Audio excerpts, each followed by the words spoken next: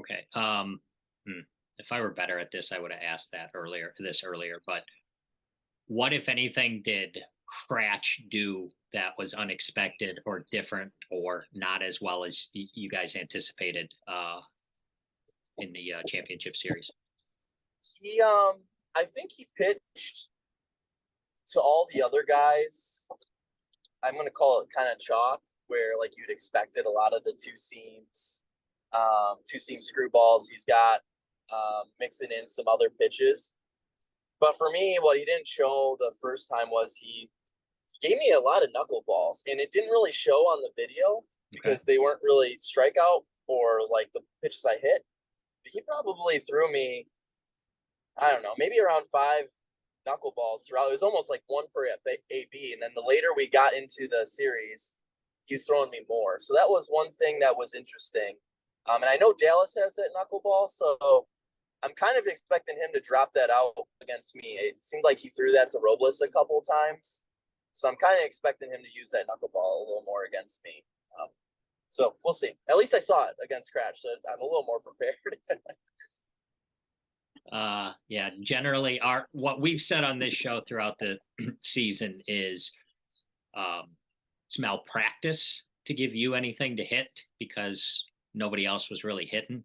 That has changed a little bit, at least in the last series, with everybody contributing. But I suspect your opportunities to hit the ball aren't going to be a whole lot. What do you think? Yeah, I'm very happy how our series turned out because I do think just the recency bias of that, they'll have that in the back of their mind. And I think that's why some teams haven't been maybe doing it. Teams have been definitely careful and selective, and they have either intentionally or, maybe not blatantly, but they intentionally were. But I do think, I think they will throw to me, but they will be selective or try and just paint corners. And if they walk me type of a deal.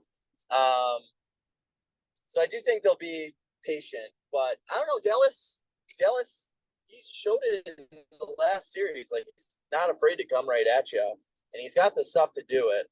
So I'm silently hoping they don't do that, but I know they'll at least probably try and hit corners and be a little more strategic with how they throw to me. So I'll be used to it. All right. I asked Grant about how they were able to have such great success against one of the hottest players in Ryan Cratch. So I'm going to ask you the same question, but in terms of Robles. How was it that you guys were able to be so successful against somebody who generally doesn't get hit that hard? Yeah. We're a very different team because what we do a lot is we work counts and we're able to get pitchers tired. And obviously you saw Robles in games 2 and 3. He kind of was a little fatigued, and we were able to draw some walks. And when you draw walks, that puts pressure on the pitchers. So I think that if we can put some balls in play off of RJ and Trevor and maybe draw a couple walks, that I think good things will happen for us. If you put the ball in play, good things will happen. So that's going to be our forte. What is your level of concern about being pitched around? You got one intentional walk last series. Worried about it? I don't think so. Me and RJ faced off in UF's last year, so he actually had my number. So I think that he's gonna go right after me, and I'm just gonna try and jump on whatever he throws me. So. All right. Before I get into expectations or predictions, anything else you want to cover? Anything that you think is important for everybody to know before I ask you to make a prediction? No, I was just going to ask you, though, who do you think would have been the worst matchup for the Magic on the NL side, whether that would have been Mallards or Eagles, and same for the NL side, who do you think would have been the worst matchup for the Eagles? Would have it been the Magic or the Preds? I mean, I don't know anything, but as far as the betting market goes, you guys both pulled off pretty significant upsets. I mean, Cratch is going to win the MVP, I think, again. And you guys obviously did what needed to be done. Took him yard 3 times. Is that right? You hit one. Jack Yep, hit one. agree. Hit one. I think Yep. I think the Preds would have been significantly favored over the Eagles. I think that would have been a bad matchup for them. But again, I don't know anything. And as far as you guys go, I think you'd rather play the Eagles than the Mallards. I think the Mallards ceiling is higher. The Mallards ceiling is higher than the Eagles. But if you guys hit like you did against Cratched, I don't think it really matters who you play against. Because your pitching is so good. Your pitching is so good. Get 2 or 3 runs every game, you're probably going to win.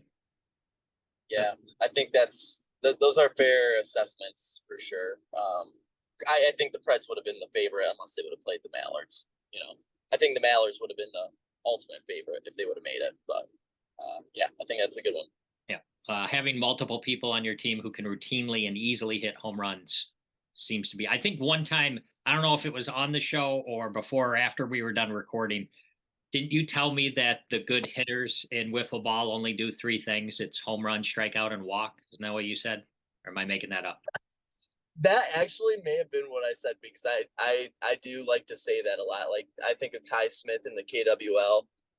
That dude either does those 3 events, and if you can do those 3, you're gonna have a good OBP, good slugging, good OPS, and you'll probably mix in some doubles in there too. So it's very true. You have any specific thoughts or anything you want to say about either the Magic or the series in general? Anything that I haven't asked you about? Did Trevor put a line on the series? You're the best. Yeah. Magic are 120 favorites, minus 120. You're plus 120.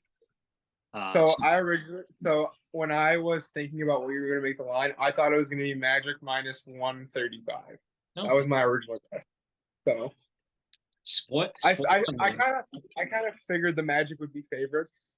I think that like everybody like that's around us, Magic and Eagles, think that it's going to be a phenomenal series. Like I think we all think it's not going to be a sweep for sure. I mean, if we sweep them, I'll love that. But we think it's going to be a great series for sure. Grant said you guys are traveling a very far way and you're in a really cool place, and he says he hopes it goes 5. So yeah, just so you get to play more. A little bit of a spoiler alert. I did talk to Jimmy Norp for his perspective, and I gave him the line, and he actually disagreed. He thought you guys should be favored. So that's from a pretty good player and a pretty good mind for the game. So you got that. I think that when the poll comes out on who's going to win the series, like when the first game comes out, I think it's going to be very split. I think fans are going to think it's 50-50, maybe a little bit more towards the Magic, but all right, which you can't blame me. The Magic with Grant Miller haven't lost a series yet, so. Oh, is that true? I don't keep track of those things. That's pretty amazing. All right, this was supposed to be 3 to 5 minutes. We've gone way longer. You've been super, super generous and very safe while you're driving. So last thing, what are you predicting is going to happen? Man, I think it can be a coin flip series, especially because it's both teams have a lot of fresh faces, so it's the first for everybody. I think it's going to go 5 games. I hope it goes 5 games just because we're going all the way down there. I want to play as much football as possible. I think there's a lot of intriguing matchups. You got RJ versus Dallas. How are both teams going to use their pitchers? Are they going to roll it like they have been in the regular? I think that's going to be the case. So those will be interesting games too. The number 2 versus number 2. And I also think it'd be interesting to see, okay, does one of the teams go in game 3 or even game 4? Do they try and flip flop it where they try and get a Dallas versus Trevor, or we try and get an RJ versus Blade? I think that could be an interesting storyline. So tough to say what it is. I really think it can be one thing I hope will be a factor, and I'm not really sure if it will because these young kids now who play with football are just all dogs, but I'm hoping because the Eagles are so young that maybe they get a little of that like starstruck, whoa, big stage, a little more pressure, where I feel like our team, we're just a little more mature in that aspect. It's weird saying that with RJ being 14, 15 years old, but even he's played on the big stage on some of these national tournaments, and the other guy, Eagles have too, but he's like won it. So I'm hoping that plays in our factor. I think that could be the one Achilles heel for the Eagles, because otherwise I don't really know how to beat them. Their whole lineup hits the ball. There's no real weak spot. Both their pitchers are really good, so when they're playing at their best, they're really, really tough to beat. All right. I guess that's all I could ask for from you. That was fantastic. Last thing, as long as everything works out, I'm supposed to talk to Dallas in a little bit. One question you want me to ask Dallas, or some sort of psychic thing you'd like me to say to him? That is a good one. That is a good one. I would love to hear. I would ask him the same question that you asked me. How do you think Dallas is going to throw to Grant in the lineup? I would love for him to share that. Okay. So the way I translated that was, Dallas, don't wuss out and pitch around Grant. Got it. Exactly. Yes. All right. Grant, appreciate you stopping by. Good luck tomorrow. Who knows when thank you. We'll see the games in however many right after this, probably after all of you seen it. But Grant, you drive safely, and thanks a lot, buddy. No, thank you. Appreciate it. All right, your prediction, your expectations. What do you think? Obviously, I'm going to be biased, and I'm going to say that I think we're going to win in 4. I'm confident with us. I think that what we do best is put the ball in play, and no take on Trevor Bond, like, at all, because he's pitching great. He threw a perfect game against the Preds. I think we're going to get around to him. I could be wrong. I hope I'm not wrong, and that we get around to him. But I think that he throws more straight stuff like Jordan Robles does, and kind of how he kind of just pounds strikes. I think that we're going to put the ball in play, and I think that obviously I trust myself on the mound. RJ's great too as well, but I think that no matter what, me and Blade will get 2 wins apiece, and one of us will squeak out a win some other time. And I think we're going to win in 4 games. Okay. That is my prediction. All right, that's all I had for you. The one thing since I talked to Grant first, I had the ability to ask him something to either ask or say to you. I can't do vice versa, but basically his challenge was, hey, Dallas, don't pitch around me. So go after him. Oh, go after him. Yeah, it's definitely more of a situational kind of pitching day for me. Depends on the situation, what the score is, what the situation is, like I said, but it's kind of just see what happens, and I'll decide what I'm going to do depending on what happens. So. Gotcha. Makes sense to me. Hey, enjoy the rest of your evening. Yep. Good luck tomorrow, and hopefully hopefully we can talk down the road. And Blade, good luck tomorrow, buddy. Get some good sleep. All right. Thank you. Thank you very much. All right. Dallas, Dallas, you're the best. Have a good night. Yeah. Hey. All right. Back with another week. What are we on? Week 10, I think. Yeah, week 10. Got a win last week. Broke the losing streak, which wasn't technically a losing streak, because like I said, I was not in Michigan. I was in Dallas. So still undefeated in Michigan. That's what we're going with. The other 2 weeks don't count. Last week, I was sweating that one out at the end. That last drive that Dallas had, I thought they were for sure going to score. There was tons of penalties, and it just ended up working out where the Eagles ended up winning by, I think, 5. So got that one right. This week, we are going with an underdog. Like I said, don't like doing that. Didn't work out for me last time, but, you know, it was the best one I saw out there. I'm liking Arizona plus 1.5 at home against the Atlanta Falcons. You have Kyler back this week.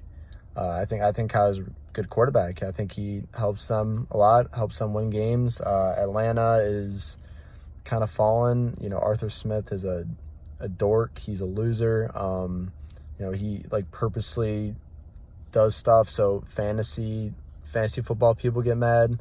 He's just a joke of a coach. I'm assuming he'll get fired soon. And I think that, you know, they keep it up, losing with his stupid decisions and not using Bijan, Kyle Pitts, Drake London, etc. You know, we got Kyler back. We got James Conner back. They are at home. They're underdogs. Their defense, not great, but they could be a little scrappy. I think they can get to the quarterback a little bit. So I think Arizona's got this one. and we're going to stay undefeated. That's it, just straight undefeated.